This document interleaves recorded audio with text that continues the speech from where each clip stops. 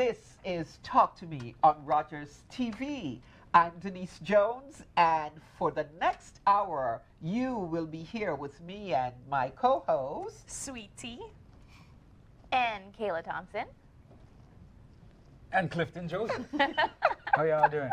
We're going to talk to writer, producer, and actor Trey Anthony. We will gossip on the Academy Awards you probably saw and other folks' affairs.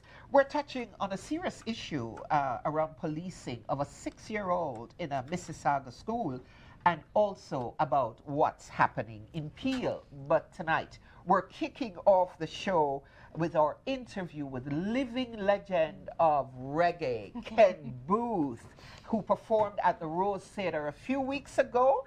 Let's see, Sweetie, you were there, right? I was there. Yeah, and Kayla Thompson, you were there. I was. And I was there. So who was not there? Shade. It's getting dark in here.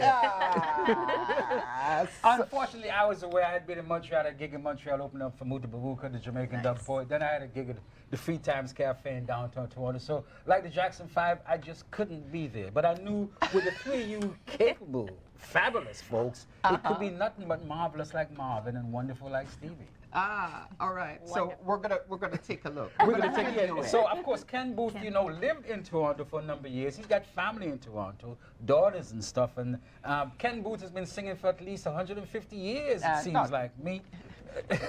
Not quite, but let's see the fabulous Ken Boothe and some of the interviews done by our three fabulous co-hosts right here. Let's check the clips, y'all.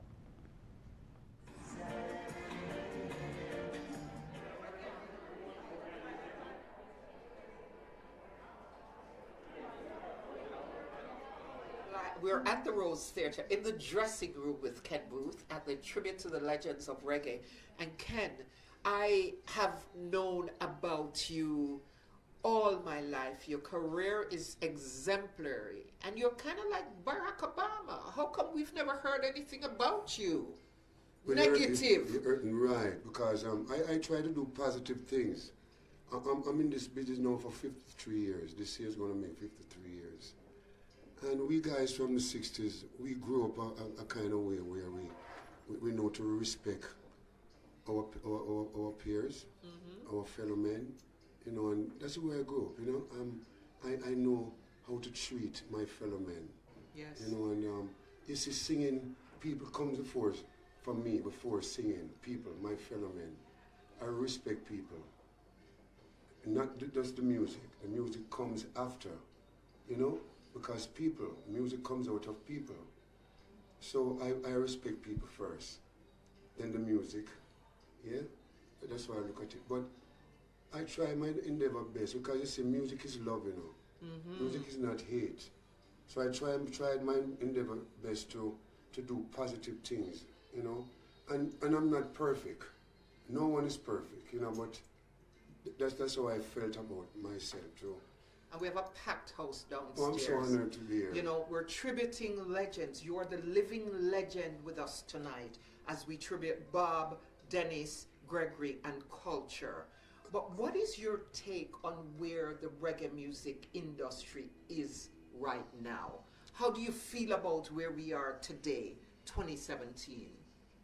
I always answer this question in this way, that there's a generation gap. And I love the generation that I grew up with, because as I said before, music is love, and like Bob, Dennis, Gregory, Dara, Wilson, Marsha Griffiths, it's both male and female. We took this baton and we took it to a stage where it becomes international. Yes. And nowadays, we need to know that music is not violence. Music is nothing that is derogatory.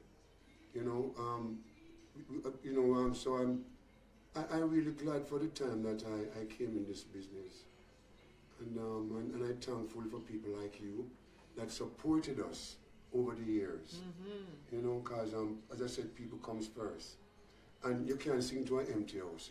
I'll sing, but you're probably not going to get my adrenaline working. That, when you see a nice audience, it lets you feel good to entertain.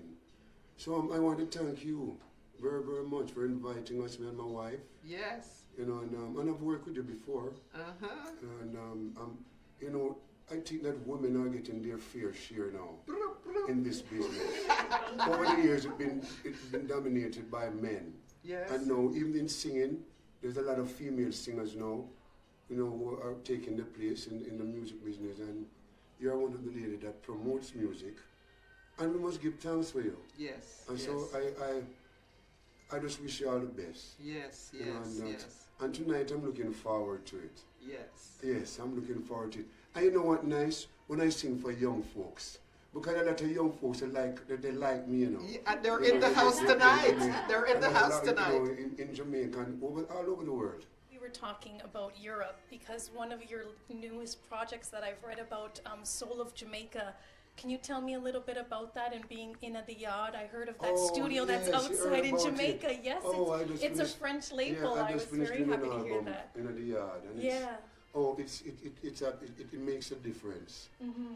Because it's not like in a studio, but it's outdoor. Yes. And then the Naya Bingy drums, that they use Naya Bingy drums to accompany us. Mm-hmm. And some of the greatest musicians were there, like Boothe, Robin, and some other guys that are young people that plays instruments. Well.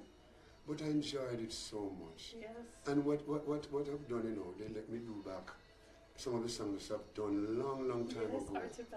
Artibella was one. And they sound so fresh. Yes. And so I really enjoyed it. I want to talk about this living legend title. How does this make you feel?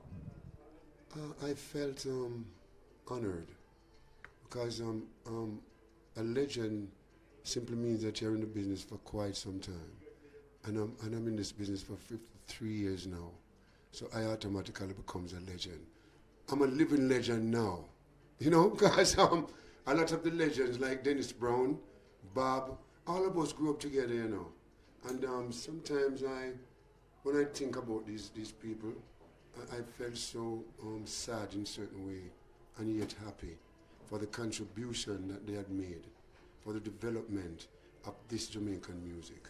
Because it's coming a long way, you know, and we have to give thanks. Mm-hmm. I really have to give thanks. So you said 53 years in the business. So as someone with such tenure, what would you say to someone who is trying to get into the music industry, even through reggae? The first thing I would say is that your music is love. And music make people happy. And I would say that to young people now, right, when you come into this business, you should come with love, not hate, because music is love. And you know, in every generation, there is singers and players of instruments. So, but I'm thankful for my mother, and all of us should be thankful for our parents. But nowadays, young people have encouraged them. My encouragement for them is to try to learn an instrument too, you know? Because when all of us, we guys from the 60s, I'm not a professional when it comes to playing an instrument, but I can bang it good enough that you would think that. Right. Right. So I would tell most singers today to learn an instrument so you can, you know, about chords, you know, segments and all that, you know. I think it's good. It's good. But my encouragement to young people today is to make sure that the music lives on. You know, because you have music that come in this world that stayed for like 2 years, you know, or a year, you know, like merengue. There was a music called merengue. It just lasts for a little time. A lot of music, and we must give thanks for Jamaican music, that it's here with us for such a long time now. Legends together. One of the greatest. You know,